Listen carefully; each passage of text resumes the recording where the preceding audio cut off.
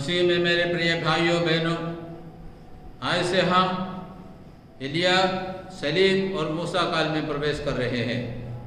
इस काल में हमें याद दिलाता है दुनिया के अंत के बारे में, ईसा का दोबारा आने के बारे में, मृत्यु और अंतिम विधि के बारे में, पवित्र सलीब का शक्ति और महत्वीकरण आदि के बारे में हमको आत्मा की गहराई से मनन चिंतन करके जीवन में परिवर्तन लाने के लिए अवसर मिला है। दुनिया के अंदर न्याय का दिन के रूप में पवित्र वचन हमें याद दिलाता है।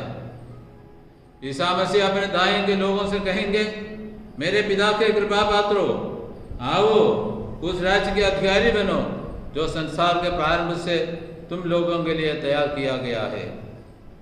तब वह अपने दाएं के लोगों से कहेंगे, शापितो, मुझसे दूर हट जाओ, उस अनंत आग में जाओ जो शैतान और उसके दूतों के लिए तैयार की गई है। प्रभु चुने हुए लोगों को कहता है कि तुम लोगों ने दूसरों की भलाई की, स्वहित से परे सोचे, हमेशा उदार बनते रहे, इसलिए स्वर्गीय जीवन के लिए योग्य बने। इसलिए भाई और बहनों, जीवन की समाप्ति पर हमें मोक्ष को पाने के लायक जीवन जीना है। प्रेम और भक्ति से ही इस जीवन के लक्ष्य को प्राप्त कर सकते हैं। इसलिए भाई और बहनों, जीवन लक्ष्य को स्थिर बनाकर अंतिम सांस तक दीन दुखियों की सेवा करके हमें जीना है। यही सेवा हमें परलोक प्राप्त करने तैयार करती है। अभी हम यीशु के दोबारा आने के बारे में सोचें और कैसे जीना है उस पर मनन करें। प्रभु वचन कहते हैं, जागते रहो, क्योंकि तुम नहीं जानते हैं कि तुम्हारे प्रभु किस दिन आएंगे, इसलिए तैयार रहो। मृत्यु निश्चित है, लेकिन वह सूचना देकर नहीं आता। सावधान रहो, कहीं ऐसा ना हो कि भोग विलास, नशे और संसार के चिंताओं से तुम्हारा मन कुंठित हो जाए और वह दिन फंदे की तरह अचानक तुम पर आ गिरे, क्योंकि वह दिन समस्त पृथ्वी के सभी निवासियों पर आ पड़ेगा। इसलिए जागते रहो और सब समय प्रार्थना करते रहो, जिससे तुम इन सब आने वाले संकटों से बचने और भरोसे के साथ मानव पुत्र के सामने खड़ा होने योग्य बन जाओ। इसलिए हमको हमारे धार्मिक और आध्यात्मिक जीवन को तरजीह देना है। पापी लोग स्वर्ग में पहुंचना नामुमकिन है, इसलिए हमें अपने जीवन का रवैया को बदलना है, जीवन को सकारात्मक गति देना है। जीवन चुनौतियों और हर प्रकार की परीक्षा से भरा है, फिर भी जीवन की सफलता प्राप्त करने का लक्ष्य को भूलना नहीं। इसके लिए हमें आत्मबल प्राप्त करना है, जिसके बदौलत विपरीत परिस्थितियों को जीत जा सकते हैं। आत्मबल की ऊर्जा से हम निर्मलता का जीवन जी सकते हैं, तब किसी प्रकार का शैतान का दबाव हमें सच्चा जीवन से विमुख नहीं करता। आत्मचिंतन से स्वयं को परखे, जिससे अपनी त्रुटियों को त्यागने की ऊर्जा का संचार होता है। आत्ममंथन से हमारे अशुभ कामों को सूक्ष्मता से देख सकते हैं और उन्हें दूर करने में समर्थ बनाता है। अनंत जीवन के लक्ष्य की ओर केंद्रित करके जीना है, लक्ष्य से कभी विचलित नहीं होना चाहिए। इसलिए इस आराधना काल में आध्यात्मिक बातों पर अधिक गहनता से विचार करना चाहिए। जीवन का लक्ष्य प्राप्त करने के लिए दृढ़ संकल्प बरकरार होना है। संकल्प के साथ आत्मबल जागृत होता है। आत्मबल संघर्ष से बचने के लिए हमें दृढ़ बनाता है।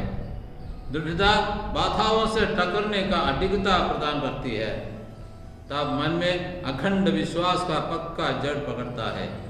तब हम हमेरा हृदय का अंतराल में जमी मलिनताओं को उन्मूलन करके जी सकते हैं। पाप से दूर रहकर शैतान के पकड़ में न आने का प्रबल शक्ति हमें मिलती है। क्रूस की महती शक्ति और क्रूस का बल हमें प्राप्त होता है।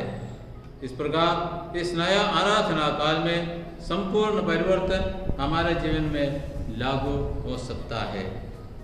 प्रभु यीशु अपने मुक्ति कार्य का अंतिम चरण में अपने शिष्यों के साथ यरूशलेम जा रहे थे। ईसा यात्रा के दौरान अपने शिष्यों से कहा कि नबियों द्वारा जो कुछ अपने जीवन के बारे में लिखा था सब कुछ पूरा होने वाला है। वह यहूदियों के हवाले किए जाएगा, वे उसके उपहास करेंगे, उस पर थूकेंगे, कोड़े लगाएंगे और मार डालेंगे, लेकिन तीसरे दिन जी उठेंगे। यीशु का मुक्ति कार्य संपन्न होने का इस मुक्तिप्रद समय में आज का पाठ द्वारा एक अंधा आदमी को दृष्टिदान देने का घटना प्रस्तुत किया है। यीशु यरीहो से होकर जाने वाले थे तो एक अंधा सड़क के किनारे बैठकर भीख मांग रहा था। भीड़ को गुजरते सुनकर अंधा ने पूछा कि क्या हो रहा है। लोगों ने कहा कि ईसा नसरी यहाँ से निकलने वाले थे। यह सुनकर अंधा पुकारने लगा, ईसा दाऊद के पुत्र मुझ पर दया कीजिए। आगे चलने वाले उनको डांट कर चुप कराने के लिए प्रयास की, लेकिन और भी जोर से वह पुकारता रहा, दाऊद के पुत्र मुझ पर दया कीजिए। सर्वप्रथम इस घटना में जो कुछ अभी तक हुआ उस पर हम चिंतन करें। अंधा मनुष्य हमें राह दिखाता है कि हमें भी कैसे जीना है, इसलिए हम आत्मचिंतन करें जो स्वयं को परखने का मौका देता है और अपने कमियों को दूर कर सकते हैं। उस अंधा आदमी सबसे पहले जो बातें होती थी उसके बारे में मालूम करने में जिज्ञासु थे। जिज्ञासा मानव जीवन में हर प्रकार की उन्नति में दरकरार है। जिज्ञासा का बदौलत असाधारण विजय भी जीवन में संभव है। उस अंधा ने यीशु के अनेक महान कार्यों के बारे में सुनकर मसीहा के रूप में मानने लगे थे। इसलिए उसने पुकार कर कहा, ईसा दाऊद के पुत्र मुझ पर दया कीजिए। जितने भी लोग उनको डांटते थे उनमें से भी अधिक जोर से वह पुकारते थे। वह एक दरिद्र कंगाल व्यक्ति था। उसके पास ना मकान, ना भोजन के लिए साधन, ना पैसा था, लेकिन उसने किसी भी चीज के लिए नहीं मांगा। उसको केवल प्रभु की दया चाहती थी। उन्हें मालूम था कि मसीह सब कुछ जानने वाला है, इसलिए अपने जरूरतों के लिए उसने नहीं मांगा, केवल प्रभु की दया चाहिए। यीशु उसे अपने पास बुलवा कर पूछा, तुम्हारे लिए मैं क्या करूं? उसने उत्तर दिया, प्रभु मैं फिर देख सकूं। उसने पक्का विश्वास की कि यीशु उन्हें दृष्टिदान देगा। यीशु को उस पर तरस हो आया और उससे कहा, तुम्हारा विश्वास ने तुम्हारा उद्धार किया है।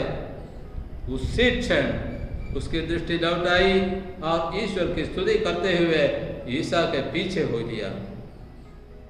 उस अंधा आदमी से हमें जानना चाहिए कि हमारा विश्वास कितना अडिग है। इस संसार संघर्ष और चुनौतियों से भरा है।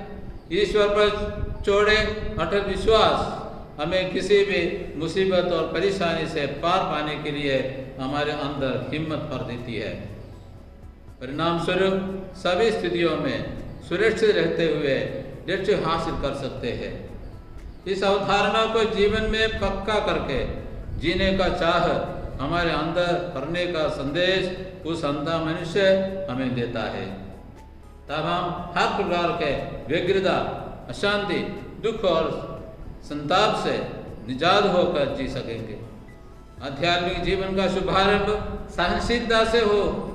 आध्यात्मिक जीवन का शुभारंभ सहनशीलता से ही संभव होता है। निराशा मानव मन को दुख की खाई में झोंक देता है। विश्वास वाले जीवन हमें नए जीवन का संचार कर सकता है।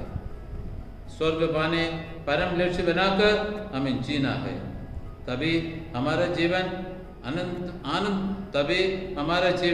आनंदमय एवं सार्थक होंगे। आमीन।